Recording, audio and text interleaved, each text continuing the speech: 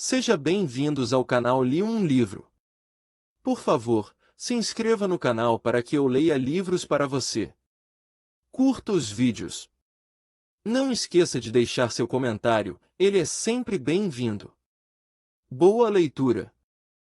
É opinião unânime que não há estado comparável àquele que nem é sono nem vigília, quando, desafogado o espírito de aflições, procura algum repouso às lides da existência. Eu de mim digo que ainda não achei hora de mais prazer, sobretudo quando tenho o estômago satisfeito e aspiro a fumaça de um bom charuto de Havana.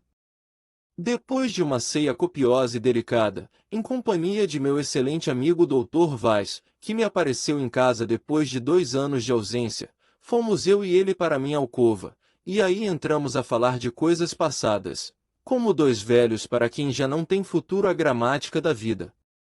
Vaz estava sentado numa cadeira de espaldar, toda forrada de couro, igual às que ainda hoje se encontram nas sacristias, e eu estendi-me em um sofá também de couro.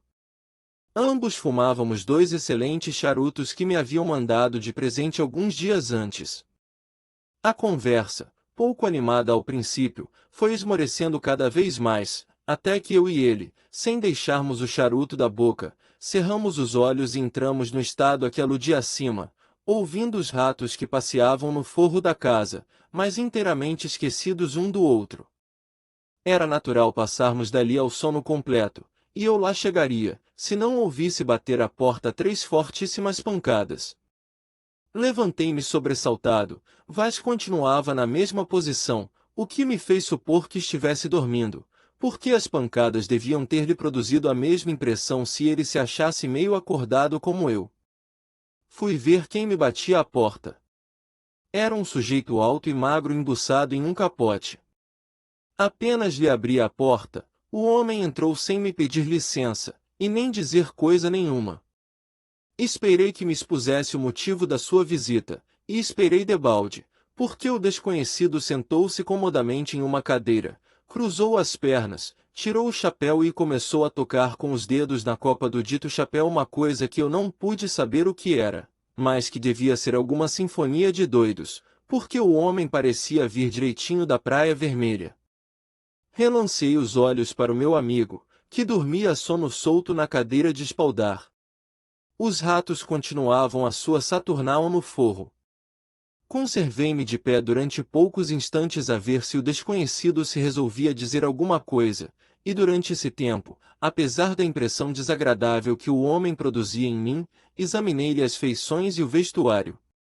Já disse que vinha embrulhado em um capote. Ao sentar-se, abriu-se-lhe o capote, e vi que o homem calçava umas botas de couro branco, vestia calça de pano amarelo e um colete verde, cores estas que, se estão bem numa bandeira, não se pode com justiça dizer que adornem e aformoseiem o corpo humano. As feições eram mais estranhas que o vestuário, tinha os olhos vesgos, um grande bigode, um nariz à moda de César, boca rasgada, queixo saliente e beiços roxos. As sobrancelhas eram fartas, as pestanas longas, a testa estreita, coroando tudo uns cabelos grisalhos e em desordem. O desconhecido, depois de tocar a sua música na copa do chapéu, levantou os olhos para mim, e disse-me: "Sente-se, meu rico senhor." Era atrevimento receber eu ordens em minha própria casa.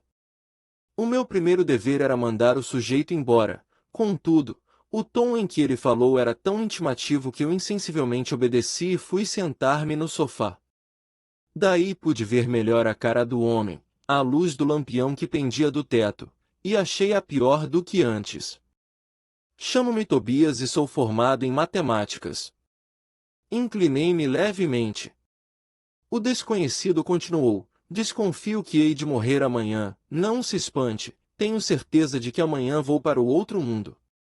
Isso é o menos, morrer é dormir, todai, to sleep. Entretanto, não quero ir deste mundo sem cumprir um dever imperioso e indispensável. Veja isto." O desconhecido tirou do bolso um quadrinho e entregou-me. Era uma miniatura, representava uma moça formosíssima de feições. Restituí o quadro ao meu interlocutor esperando a explicação. "Esse retrato", continuou ele olhando para a miniatura, é de minha filha Eusébia, moça de 22 anos, senhora de uma riqueza igual à de um creso, porque é a minha única herdeira. Eu me espantaria do contraste que havia entre a riqueza e a aparência do desconhecido se não tivesse já a convicção de que tratava com um doido. O que eu estava a ver era o meio de pôr o homem pela porta fora, mas confesso que receava algum conflito, e por isso esperei o resultado daquilo tudo. Entretanto, perguntava a mim mesmo como é que os meus escravos deixaram entrar um desconhecido até a porta do meu quarto, apesar das ordens especiais que eu havia dado em contrário. Já eu calculava mentalmente a natureza do castigo que lhes daria por causa de tamanha incúria ou cumplicidade, quando o desconhecido atirou-me estas palavras à cara: antes de morrer quero que o senhor se case com Eusébia, é esta proposta que venho fazer-lhe, sendo que, no caso de aceitar o casamento, já aqui lhe deixo este maço de notas do banco para alfinetes, e no caso de recusar mando-lhe simplesmente uma bala-cabeça com este revólver que aqui trago. E pôs à mesa o maço de bilhetes do banco e o revólver engatilhado. A cena tomava um aspecto dramático. O meu primeiro ímpeto foi acordar o Dr. Weiss, a ver-se ajudado por ele punha o homem pela porta fora, mas receei, e com razão, que vendo um gesto meu nesse sentido, o desconhecido executasse a segunda parte do seu discurso. Só havia um meio, ladear. Meu rico senhor Tobias, inútil dizer-lhe que eu sinto imensa satisfação com a proposta que me faz, está longe de mim a ideia de recusar a mão de tão formosa criatura, e mais de seus contos de réis. Entretanto, peço-lhe que repare na minha idade, tenho 70 anos, a senhora de Eusébia apenas conta 22. Não lhe parece um sacrifício isto que vamos impor à sua filha? Tobias sorriu, olhou para o revólver, e entrou a tocar com os dedos na copa do chapéu.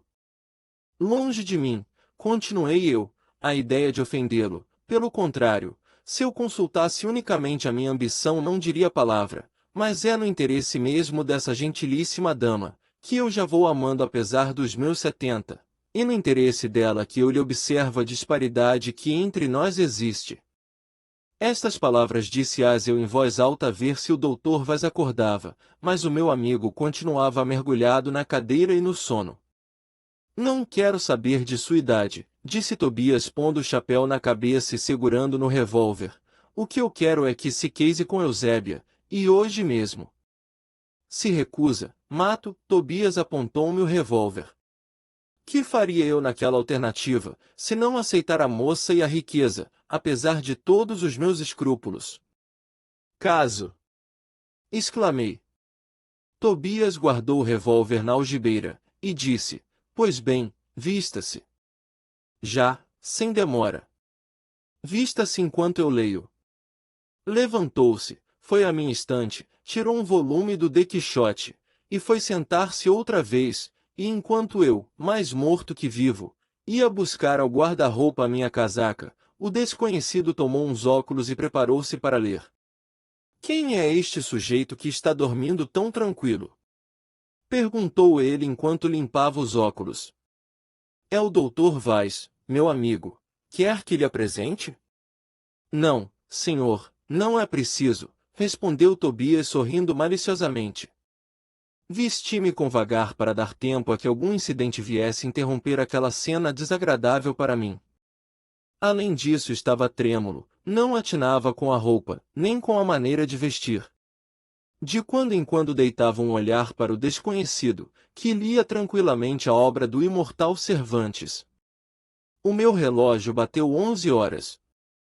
Subitamente lembrou-me que, uma vez na rua, podia eu ter o recurso de encontrar um policial a quem comunicaria minha situação, conseguindo ver-me livre do meu importuno sogro.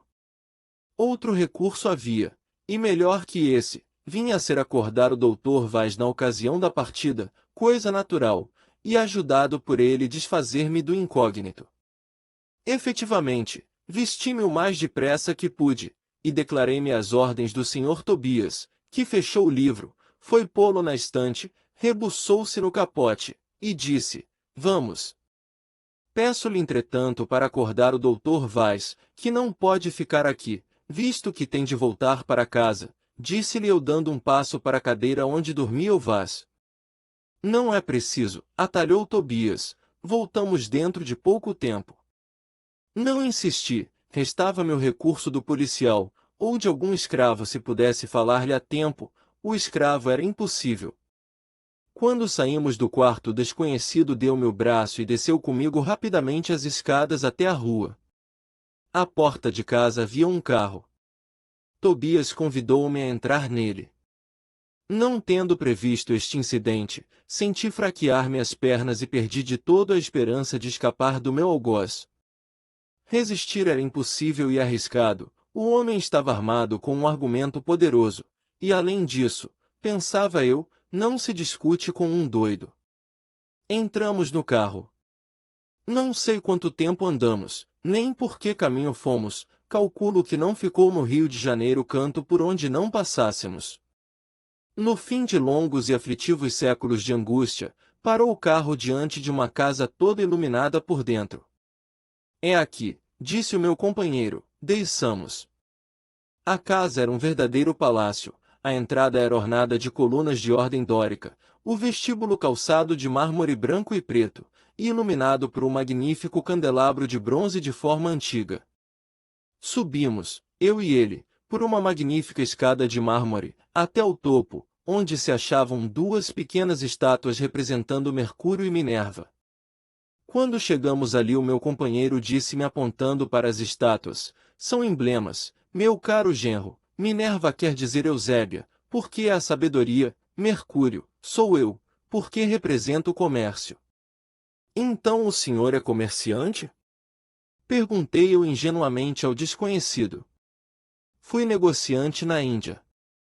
Atravessamos duas salas, e ao chegarmos à terceira encontramos um sujeito velho, a quem Tobias me apresentou dizendo: aqui está o doutor Camilo da Anunciação, leve-o para a sala dos convidados, enquanto eu vou mudar de roupa.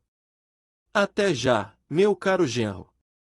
E deu-me as costas. O sujeito velho, que eu soube depois ser o mordomo da casa, tomou-me pela mão e levou-me a uma grande sala, que era onde se achavam os convidados. Apesar da profunda impressão que me causava aquela aventura, confesso que a riqueza da casa me assombrava cada vez mais, e não só a riqueza, senão também o gosto e a arte com que estava preparada. A sala dos convidados estava fechada quando lá chegamos. O mordomo bateu 3 pancadas, e veio abrir a porta um lacaio, também velho, que me segurou pela mão, ficando o mordomo do lado de fora. Nunca me há de esquecer a vista da sala apenas se me abriram as portas. Tudo ali era estranho e magnífico. No fundo, em frente da porta de entrada, havia uma grande águia de madeira fingindo bronze, encostada à parede, com as asas abertas, e preparando-se como para voar. Do bico da águia pendia um espelho, cuja parte inferior estava presa às garras, conservando assim a posição inclinada que costuma ter um espelho de parede. A sala não era forrada de papel, mas de seda branca, o teto artisticamente trabalhado, grandes candelabros, magnífica mobília, flores em profusão, tapetes, tudo enfim quanto o luxo e o gosto sugerem ao espírito de um homem rico. Os convidados eram poucos, e não sei por que coincidência, eram todos velhos, como o mordomo e o lacaio, e o meu próprio sogro, finalmente velhos como eu também. Introduzido pelo criado, fui logo cumprimentado pelas pessoas presentes com uma atenção que me dispôs logo o ânimo a querer-lhes bem. Sentei-me numa cadeira, e vieram reunir-se em roda de mim, todos risonhos e satisfeitos por ver o genro do incomparável Tobias. Era assim que chamavam ao homem do revólver. Acudi como pude às perguntas que me faziam, e parece que todas as minhas respostas contentavam aos convidados, porquanto de minuto a minuto choviam sobre mim louvores e cumprimentos. Um dos convidados, homem de 70 anos, condecorado e calvo, disse com aplausos gerais: o Tobias não podia encontrar melhor genro, nem que andasse com uma lanterna por toda a cidade, que digo, por todo o império. Vê-se que o doutor Camilo da Anunciação é um perfeito cavalheiro, notável por seus talentos, pela gravidade da sua pessoa, e enfim pelos admiráveis cabelos brancos que lhe adornam a cabeça, mais feliz do que eu que os perdi há muito. Suspirou o homem com tamanha força que parecia estar nos arrancos da morte. A assembleia cobriu de aplausos as últimas palavras do orador. Articulei um agradecimento, e preparei imediatamente os ouvidos para responder a outro discurso que me foi dirigido por um coronel reformado, e outro finalmente por uma senhora que, desde a minha entrada, não tirava os olhos de mim.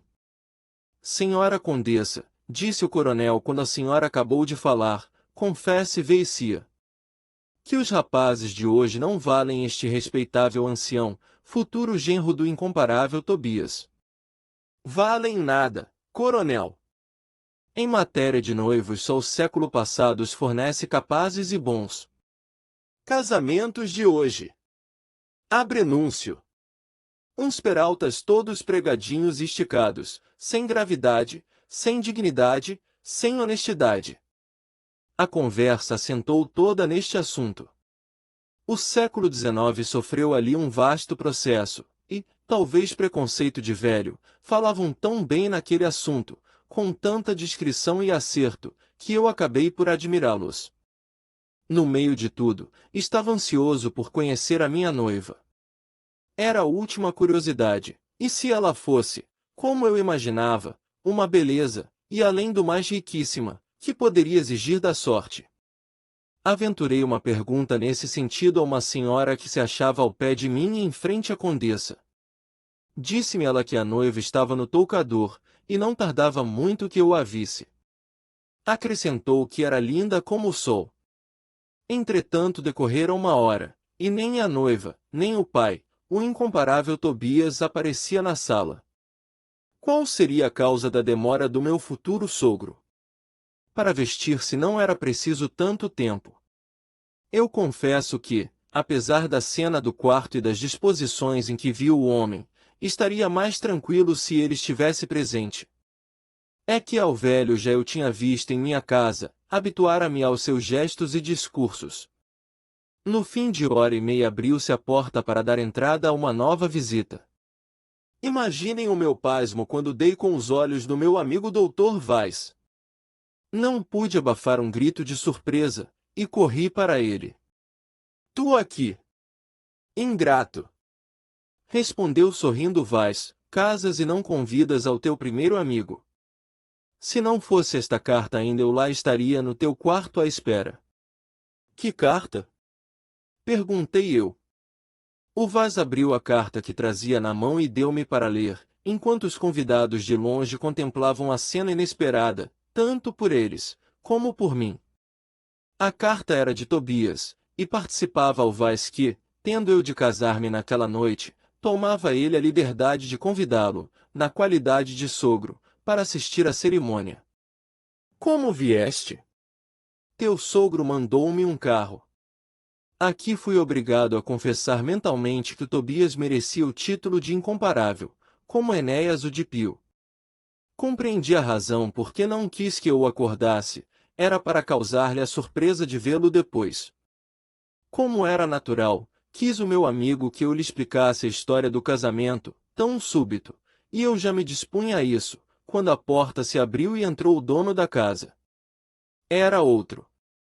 Já não tinha as roupas esquisitas e o ar singular com que o vira no meu quarto, agora trajava com aquela elegância grave que cabe a um velho, e pairava-lhe nos lábios o mais amável sorriso. Então, meu caro genro, disse-me ele depois dos cumprimentos gerais, que me diz a vinda do seu amigo? Digo, meu caro sogro, que o senhor é uma pérola. Não imaginará talvez o prazer que me deu com esta surpresa, porque o Vaz foi ao meu primeiro amigo. Aproveitei a ocasião para o apresentar a todos os convidados, que foram de geral acordo em que o Dr. Vaz era um digno amigo do Dr. Camilo da Anunciação. O incomparável Tobias manifestou o desejo e a esperança de que dentro de pouco tempo ficaria a sua pessoa ligada à de nós ambos, por modo que fossemos todos designados, os três amigos do peito. Bateu meia-noite não sei em que igreja da vizinhança. Ergueu-se o incomparável Tobias, e disse-me, meu caro genro, vamos cumprimentar a sua noiva, aproxima-se a hora do casamento. Levantaram-se todos e dirigiram-se para a porta da entrada, indo na frente eu, o Tobias e o Vaz. Confesso que, de todos os incidentes daquela noite, este foi o que mais me impressionou. A ideia de ir ver uma formosa donzela, na flor da idade, que devia ser minha esposa, esposa de um velho filósofo já desenganado das ilusões da vida, essa ideia, confesso que me aterrou. Atravessamos uma sala e chegamos diante de uma porta, meia aberta, dando para outra sala ricamente iluminada. Abriram a porta dois lacaios, e todos nós entramos. Ao fundo, sentada num riquíssimo divã azul, estava já pronta e deslumbrante de beleza a senhora de Eusébia. Tinha eu até então visto muitas mulheres de fascinar, nenhuma chegava aos pés daquela. Era uma criação de poeta oriental. Comparando a minha velhice à mocidade de Eusébia, senti-me envergonhado, e tive ímpetos de renunciar ao casamento. Fui apresentado à noiva pelo pai, e recebido por ela com uma afabilidade, uma ternura, que acabaram por vencer-me completamente. No fim de 2 minutos estava eu cegamente apaixonado. Meu pai não podia escolher melhor marido para mim, disse-me ela fitando-me uns olhos claros e transparentes. Espero que tenha a felicidade de corresponder aos seus méritos. Balbuciei uma resposta, não sei o que disse, tinha os olhos embebidos nos dela. Eusébia levantou-se e disse ao pai, estou pronta. Pedi que Vaz fosse uma das testemunhas do casamento, o que foi aceito, a outra testemunha foi o coronel. A condessa serviu de madrinha. Saímos dali para a capela, que era na mesma casa, e pouco retirada, já lá se achavam o padre e o sacristão. Eram ambos velhos como toda a gente que havia em casa, exceto Eusébia. Minha noiva deu o sim com uma voz forte, e eu com voz fraquíssima, pareciam invertidos os papéis. Concluído o casamento, ouvimos um pequeno discurso do padre acerca dos deveres que o casamento impõe e da santidade daquela cerimônia. O padre era um poço de ciência e um milagre de concisão, disse muito em pouquíssimas palavras. Soube depois que nunca tinha ido ao parlamento. A cerimônia do casamento seguiu-se um ligeiro chá e alguma música. A condessa dançou minueto com o velho condecorado, e assim terminou a festa. Conduzido aos meus aposentos por todos os convidados, soube em caminho que o Vaz dormiria lá, por convite expresso do incomparável Tobias, que fez a mesma fineza aos circunstantes. Quando me achei só com a minha noiva, caí de joelhos e disse-lhe com a maior ternura, tanto vivi para encontrar agora, já quase no túmulo, a maior ventura que pode caber ao homem, porque o amor de uma mulher como tu é um verdadeiro presente do céu. Falo em amor e não sei se tenho direito de o fazer, porque eu sou velho, e tu, cale-se. Cale-se! Disse-me Eusébia assustada. E foi cair num sofá com as mãos no rosto. Espantou-me aquele movimento, e durante alguns minutos fiquei na posição em que estava, sem saber o que havia de dizer. Eusébia parecia estar chorando. Levantei-me afinal, e acercando-me do sofá, perguntei-lhe que motivo tinha para aquelas lágrimas. Não me respondeu. Tive uma suspeita, imaginei que Eusébia amava alguém, e que, para castigá-la do crime desse amor, obrigavam-na a casar com um velho desconhecido a quem ela não podia amar. Despertou-se-me uma fibra de Dom Quixote. Era uma vítima, cumpria salvá-la. Aproximei-me de Eusébia, confiei-lhe a minha suspeita, e declarei-lhe a minha resolução. Quando eu esperava vê-la agradecer-me de joelhos o nobre impulso das minhas palavras, vi com surpresa que a moça olhava para mim com ar de compaixão, e dizia-me abanando a cabeça, desgraçado. É o senhor quem está perdido. Perdido! Exclamei eu dando um salto. Sim, perdido. Cobriu-se-me a testa de um suor frio, as pernas entraram a tremer-me, e eu para não cair assentei-me ao pé dela no sofá. Pedi-lhe que me explicasse as suas palavras. Por que não? Disse ela, se lhe ocultasse seria cúmplice perante Deus, e Deus sabe que eu sou apenas um instrumento passivo nas mãos de todos esses homens. Escute. O senhor é o meu quinto marido. Todos os anos, no mesmo dia e à mesma hora, dá-se nesta casa a cerimônia que o senhor presenciou. Depois, todos me trazem para aqui com o meu noivo. O qual? O qual? Perguntei eu suando. Leia, disse Eusébio indo tirar de uma cômoda um rolo de pergaminho. Há um mês que eu pude descobrir isto. E só há um mês tive explicação dos meus casamentos todos os anos. Abri trêmulo o rolo que ela me apresentava, e li fulminado as seguintes linhas. Elixir da eternidade, encontrado numa ruína do Egito, no ano de 402. Em nome da águia preta e dos 7 meninos do setentrião, salve. Quando se juntarem 20 pessoas e quiserem gozar do inapreciável privilégio de uma vida eterna, devem organizar uma associação secreta, e cear todos os anos no dia de S. Bartolomeu, um velho maior de 60 anos de idade, assado no forno, e beber vinho puro por cima. Compreende alguém a minha situação? Era a morte que eu tinha diante de mim, a morte infalível, a morte dolorosa. Ao mesmo tempo era tão singular tudo quanto eu acabava de saber, parecia-me tão absurdo o meio de comprar a eternidade com um festim de antropófagos, que o meu espírito pairava entre a dúvida e o receio, acreditava e não acreditava, tinha medo e perguntava por quê? Essa é a sorte que o espera, senhor.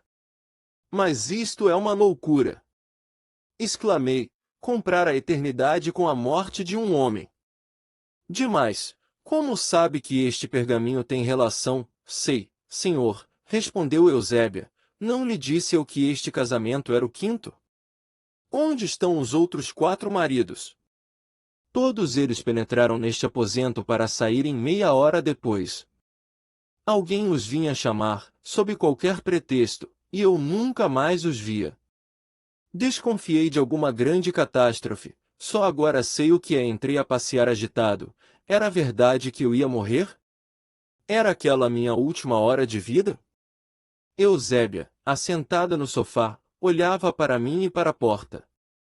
Mas aquele padre, senhora, perguntei eu parando em frente dela, aquele padre também é cúmplice?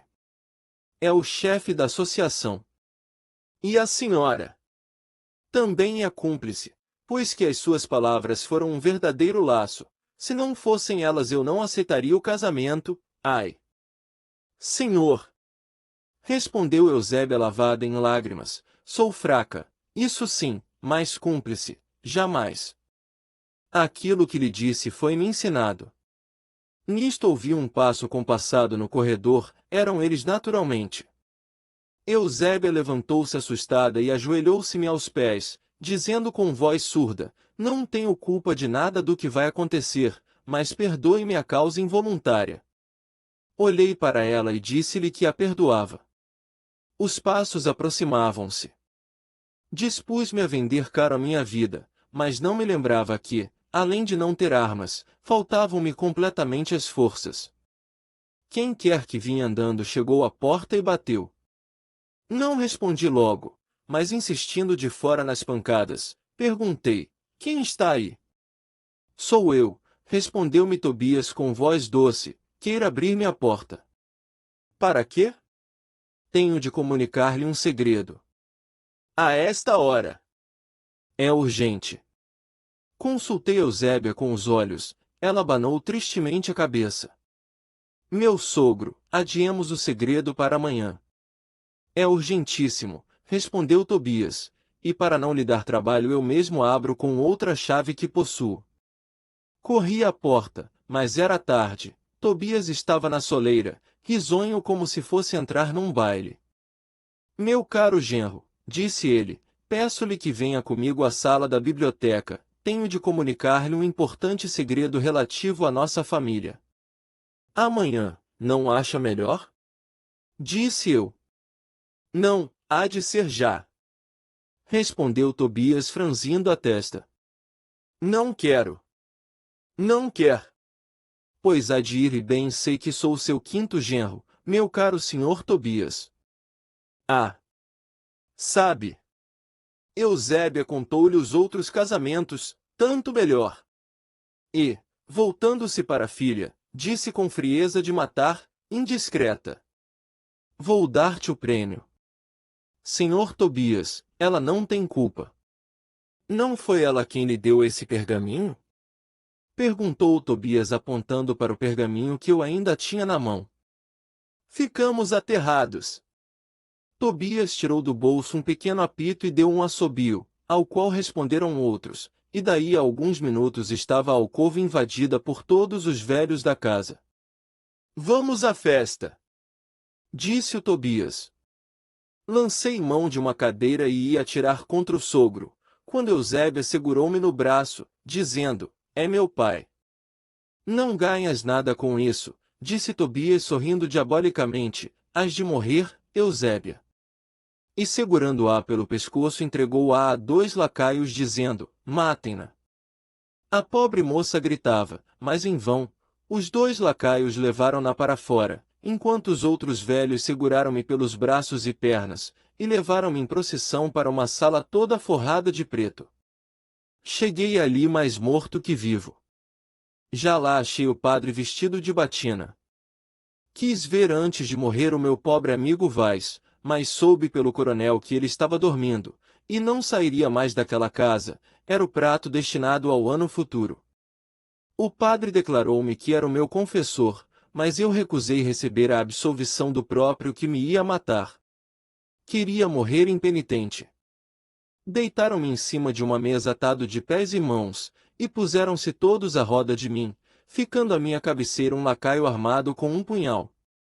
Depois entrou toda a companhia a entoar um coro em que eu só distinguia as palavras, em nome da águia preta e dos 7 meninos do setentrião.